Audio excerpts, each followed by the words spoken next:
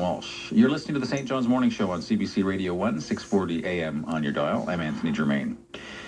It was a mud obstacle course that some say needed more organization and, well, more mud. The Mud Immortal event that took place on Saturday at Butterpot Park has been getting some critical reviews, to say the least. Julia Kawamoto and Virginia Middleton were two of the nearly 5,000 participants, and they both join me in the studio. Good morning. Good morning. All right, Virginia, maybe I'll begin with you. How was the event? What event? It's hard to describe unless you were there, because I think chaos is the best word that would really be the descriptor I could use, because we had thousands of people, as you mentioned. We had, I think there were like 6 volunteers trying to... on one of the internet sites showed pictures of people lining up with 5 or 6 staff at a table with thousands of people. My team was running at 11, so we met at our house in Paradise. We left caravan style, got there by 9:30 when we finally were able to park, which was a whole other can of worms. And then we joined this lineup that was extremely long, supposedly alphabetical, but no one really knew because there were signs on the tables. Okay. Right up at the front. front. Which alphabet? You kind of had to guess, and one person from our group sort of scouted to the front to try to figure it out. Right. We were there for hours. We didn't run. We were supposed to be at 11. We didn't run until I think 12:30, closer to 1. All right, so 2 hours. Just so you were around. part of a team. You registered a team, right? I was. We were the Mudder Truckers. I'm sorry? The Mudder Truckers. Okay, good name. Julia, did you register a team as well? Or? Yes, I was part of the Muddy Bottom Boys, the name of our team.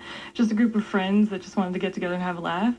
We had a similar experience to Virginia's team. We showed up at the race course at the park, and it wasn't really clear where parking was or anything like that. So we parked on the side of the highway and just made our way in the 1.5 kilometer trek, I believe, to the registration area, which was like hundreds of people, hundreds of individuals long, and then we waited for over an hour and 20 minutes, I believe, to the point where just one of our friends went to the top of the line and just picked up a handful of bib numbers and came and brought it back. And let's go for it. Yeah, that was it. Like, I don't think anyone needed to actually show their IDs or anything. That was actually told to us on the website. We're supposed to bring an ID to pick up our race package and our supposed chip timers, which none of which existed. There were no timing chips? No. Well, I wouldn't have wanted there to be timing chips because you're waiting almost a half hour at each obstacle, so not much point. What were the obstacles like? Because I did see certain comments. Dangerous. Yes, very. Okay, can you give me a description? Because for one thing, people listening to the radio might not have an idea what kinds of obstacles are these kinds of nets you climb and things to go under, over. Which do you want to take one and then I can fit on the other?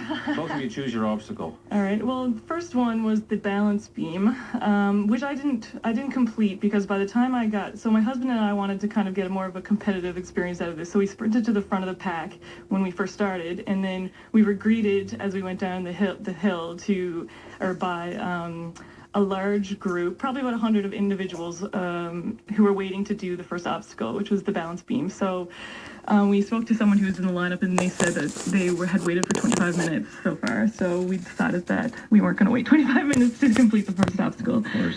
So apparently the people that did do the obstacle said there was about 1.5 inches of mud underneath I don't know how high the balance beam was, not super high, but it was a few feet. A couple of 2x4s, and some people said it seemed quite shaky, and it was extremely rickety. I did the balance beam. After the balance beam, the next obstacle was supposed to be monkey bars, which were about 11 feet high in the air at least. Well, not 11 feet high. That's what would have been better even. I don't know. It was really high up, way too high. They were shut down when we had gotten there because the rumor throughout the course was that someone had fallen and broken their ankle. And later I did read on various social media sites that someone had broken their ankle, someone had busted up their elbow, there had been a bunch of different injuries, so they shut it down. But there was no cushioning, no nothing. It was just monkey bars and then just gravel. And I understand the monkey bars actually turned in their settings so that the bars weren't actually firm, or at least really? one account was that. Well, I had never. Once I saw them, I had no intentions of doing them, but they were shut down anyway. So was this event also? They charged money for this, right? Yeah. How much was it?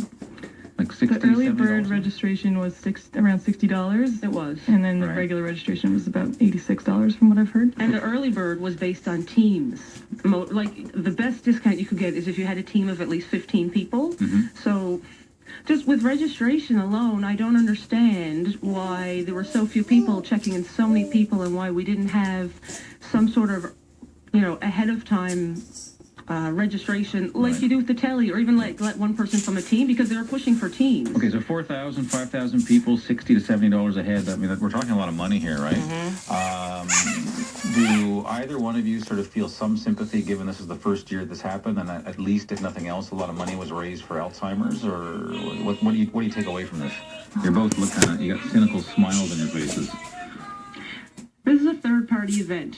I've worked in nonprofit, so they haven't technically committed to a certain amount, or the proceeds that they said will go to Alzheimer's was the bus fare, the shuttle bus, the check bags, which no money was collected for either of those, and the kitchen party food, like the hot dogs, things like that, which never happened. So what money is actually going to go to Alzheimer's? So the registration fee is not necessarily part of that? It may not be. They were very vague with that. Wow. And Julia, what do you think?